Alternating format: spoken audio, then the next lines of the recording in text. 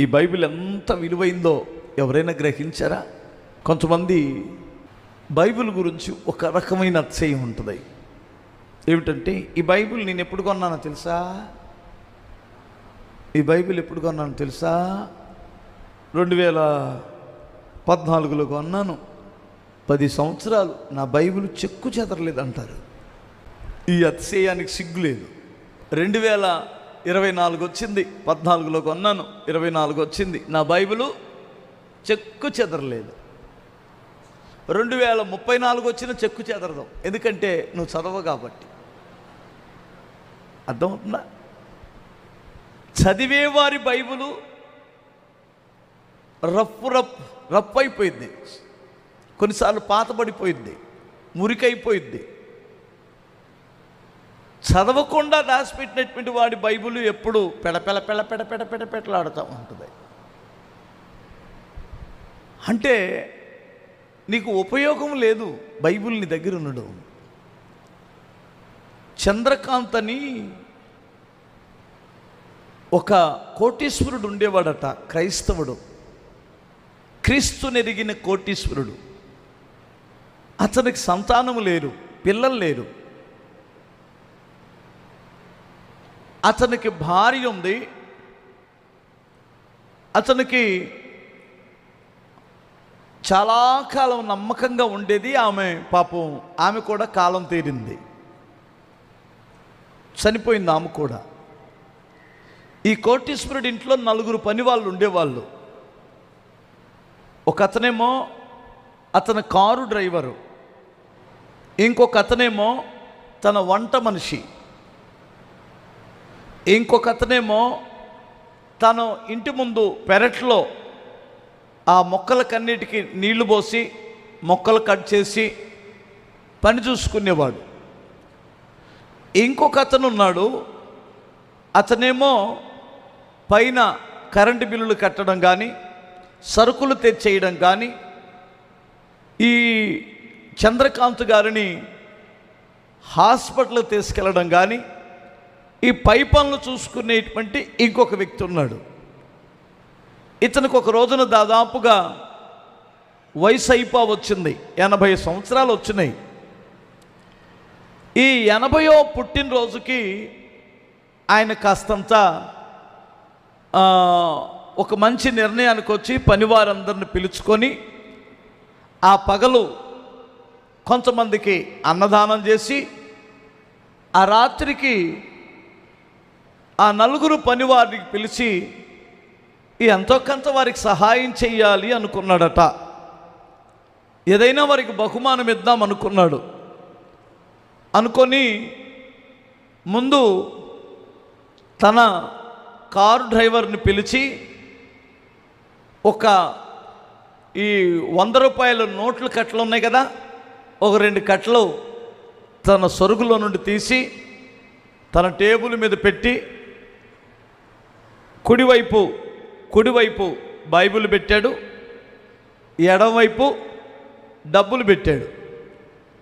ఒరే, ఈరోజు నా పుట్టినరోజు సందర్భంగా ఏదైనా సరే ఈ బైబిల్ కానీ లేదా ఈ డబ్బులు కానీ మీకు ఇద్దామనుకున్నాను, నీకు ఏది ఇష్టమైతే దాన్ని తీసుకో. ఈ 20,000 రూపాయలు, ఆ రోజుల్లో 20,000 రూపాయలు అంటే మామూలా?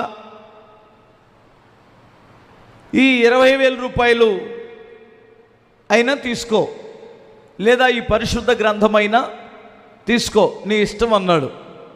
వెంటనే ఆ డ్రైవర్ ఏమన్నాడంటే, సార్, ఈ మధ్యకాలంలో మా చెల్లికి పెళ్ళి కుదిరింది, ఆమెకు డబ్బులు ఎలాగో అర్థం కావడం లేదు, బైబిల్ తీసుకునే దానికంటే మా ఇంట్లో ఆల్రెడీ పాత బైబిల్ ఒకటి ఉంది, మరి మా చెల్లి పెళ్ళికి కావాలి కదా, అందుకని నేను 20,000 డబ్బులే తీసుకుంటానండి అన్నాడట.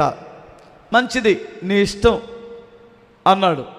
వెంటనే 20,000 రూపాయలు తీసుకొని జోబులో పెట్టుకున్నాడు.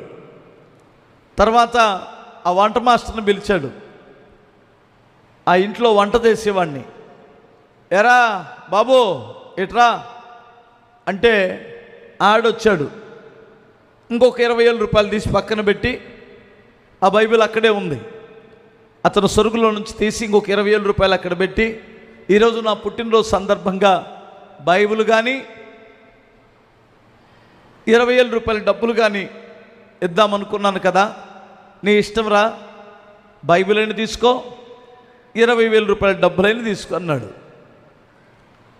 ఆడేం చేశాడంటే ఒక్క నిమిషం ఆలోచించి, అయ్యా మరి ఈ మధ్యకాలంలో కాస్తంత ఏరే అవసరపడి కాస్త అప్పు అయింది, అప్పులో డైలీ నన్ను చంపేస్తున్నాడు, బైబిల్ నా అప్పు తీర్చదు కదా, అందుకనే నేను కాస్త 20,000 రూపాయల డబ్బులు తీసుకుంటాను, ఏమనుకోవద్దు అన్నాడు. అయ్యి బాబు నేనేమనుకోనరా, మీకోసమే పెట్టాను, అయ్యి నీ ఇష్టం, నీకు ఆర్థికంగా కావాలనుకున్నట్లయితే అప్పు ఉంటే ఆ 20,000 రూపాయలు తీసుకోమన్నాడు. ఆ 20,000 రూపాయలు తీసుకొని వెళ్ళిపోయాడు. ఆ పక్కన నిల్చున్నాడు. తర్వాత మొక్కలు కట్ చేసేవాడు ఒకడు ఉన్నాడు. ఎవడో పెరట్లో మొక్కలు కట్ చేసేవాడు. ఆడిని పిలిచాడు. ఆడిని పిలిస్తే వచ్చాడు. ఎరా నీకు కూడా ఈ 20,000 రూపాయలు కావాలా, ఆ బైబిల్ కావాలా అని అడిగితే ఆడు కూడా ఏదో ఒక అవసరం చెప్పాడు. ఆడు మొక్కలు కట్ చేసేవాడు నాకు కూడా 20,000 కావాలని తీసుకెళ్ళిపోయాడు. సరే ఇంకా చివరిగా ఒకడున్నాడు. ఎవడాడు ఆ పై పనులు చూసుకునేవాడు. ఆ కరెంటు బిల్లులు బొరెంటు బిల్లులు కట్టుకొని ఆ పెద్ద ఆయన్ని హాస్పిటల్ తీసుకుని వెళ్ళి కాస్తంత అక్కడిక్కడ చూసుకునేటువంటి వాడు ఆయన పిలిచాడు. యవనస్తుడు. ఆయన పిలిచి, మరే ఈ ఇంకొక 20,000 రూపాయలు తీసి అక్కడ పెట్టి, ఎరా ఇది కావాలా, బైబిల్ కావాలా అని అడిగాడు. అడిగితే ఆ కుర్రోడు ఏమన్నాడంటే ఒక్క నిమిషం ఆలోచించి, సార్ నాకు ఆ 20,000 వద్దులేండి, డబ్బులు కావాలన్నాడు. అదేంట్రా, మొన్న మీ అమ్మగారికి బాగలేదు, ఆపరేషన్ ఇది చేయించాలన్నావు, మరి డబ్బులు అవసరం అన్నావు, తీరా చూడబోతే బైబిల్ కోరుకుంటావు, 20,000 రూపాయలు తీసుకోపోయావా అన్నాడు. లేదు సార్, మా అమ్మ నేను ఇప్పుడు బైబిల్ తీసుకొని ఈ 20,000 రూపాయలు తీసుకొని వెళ్ళి బైబిల్ వస్తానన్న సంగతి తెలిస్తే మా అమ్మ బాధపడిద్దండి. ఎందుకంటే ఎప్పుడు మా అమ్మ చెప్పేది, నాయనా కోట్ల ఆస్తుల కంటే కూడా బైబిల్ వాక్యమే కోరతగినటువంటిది, ఆ వాక్యం మనల్ని బ్రతికిస్తుంది బాబు, ఆ వాక్యం మనల్ని నిత్య జీవానికి నడిపిస్తుంది నాయన అని చెప్పిద్దండి ఎప్పుడు. కానీ అవసరం ఉన్నమాట వాస్తవమే, కానీ మీరు 20,000 అన్న తీసుకో, బైబిల్ అన్న తీసుకోమన్నారు కాబట్టి నాకు 20,000 వద్దండి, బైబిలే కావాలి. పర్వాలేదు 20,000 తీసుకెళ్ళరా, బైబిల్ మీ ఇంట్లో ఆల్రెడీ ఉండుంటుంది కదా, పాద్దో పోద్దో అన్నాడు. అంటే అంటాడు ఈ కుర్రోడు, సార్ నేను 20,000 రూపాయలు తీసుకున్నాను అనుకో, నా జీవితకాలం అంతా నా మనస్సాక్షి నన్ను గద్దిస్తూ ఉంటుంది. పనికి మాలినోడా, 20,000 రూపాయలు కోరుకున్నావు, పరిశుద్ధ గ్రంథాన్ని త్రోసివేశావు, పరిశుద్ధ గ్రంథము యొక్క విలువ నీకు తెలియలేదనే మనస్సాక్షి నన్ను వేధిస్తుంది, అందుకని నాకు బైబిలే కావాలి సార్ అన్నాడట. సరే తీసుకో అని ఆ 20,000 రూపాయలు తీసుకొని ఆ సొరుగులో పెట్టేసుకున్నాడు లోపల. ఇప్పుడు ఈ ముగ్గురు ఏమనుకొని ఉంటారంటారు ఆ కుర్రోడు చూసి? ఒకసారి ఆలోచించండి మీరే. అతిభక్తి మనోడిదే. ఒకటి దాల్లా బైబిల్, వాళ్ళ అమ్మ దగ్గర ఉంది ఆల్రెడీ పాత బైబిల్, ఇదేదో పెద్ద నిర్మాణం కోసం బైబిల్ తీసుకున్నాడు అనుకుంటారా, అనుకోరా? గుసగుసలాడారా, గుసగుసలాడలేదా? పిచ్చోడిని చూసినట్టు చూసారో చూడలేదా? వెంటనే ఆ బైబిల్ తీసుకున్న వెంటనే ఈ దరివి ఆ పేజీ తీరా అన్నాడు. తీగానే ఒక చెక్కు కనిపించింది ఆ బైబిల్లో. ఆ చెక్కులో 1,00,000 రూపాయలు డ్రా చేసుకోవడానికి చెక్కుంది. ఇదే చంద్రకాంత్ గారు, అటువైపు చూడు, అవతలట్ట తీ అన్నాడు. ఇటు తీశాడు. ఇటు తీస్తే అందులో ఒక వీలునామా ఉంది. ఆశ్చర్యపోయాడు. ఏందా వీలునామా అంటే, ఈ కోటీశ్వరుడికి ఈ కోట్ల రూపాయల ఆస్తులు ఉన్నటువంటి ఈ వ్యక్తి ఆ వీలునామా ఒకటి రాయించాడు. నా తదనంతరం నాకెవడో వారసులు లేనందున నాకే ఒక్కరూ నా అనుకునేటువంటి వారు లేనందున ఈ బైబిల్ ఎవడు తీసుకుంటాడో వాడికి నా తదనంతరం నా ఆస్తి యావదాస్తి అతనికి చెందుతుంది, అతడే వారసుడని ఒక వీరునామా రాసి పెట్టాడు. ఇప్పుడు ఒకసారి ఆలోచించండి, బైబిల్ తీసుకోనటువంటి ఆ ముగ్గురు ఏమనుకొని ఉంటారు? ఫస్ట్ ఛాన్స్ ఎవరిదే? డ్రైవర్ది. రెండో ఛాన్స్ ఎవరిదే? వంట మాస్టర్ది. మూడో ఛాన్స్ ఎవరిదే? తోటమాలిది.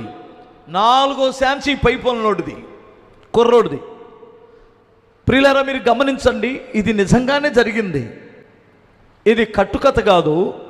అయితే ఒక విషయాన్ని గమనించండి, ఒక భక్తి కలిగిన పెద్దవాడు, ఒక వృద్ధుడు ఈ బైబిల్ తీసుకున్నటువంటి వాడికి నా సమస్త యావదాస్తి వాడికి చెందుతుందని వీరునామా రాపిస్తే, ఈ బైబిల్ని తన వాక్కు చొప్పున తన మాటలు రాయించి పెట్టినటువంటి దేవుడు, ఎన్నో వాగ్దానాలు చేసిన దేవుడు, మొదట నా నీతిని నా రాజ్యమును వెతకండి, అప్పుడు మీకు ఏది అవసరమో నన్ను అడగండి అని చెప్పిన దేవుడు, బైబిల్ని ప్రేమించి ఆ వాక్యమును అనుసరించే వారికి దేవుడు ఏమీ ఇవ్వలేడంటారా?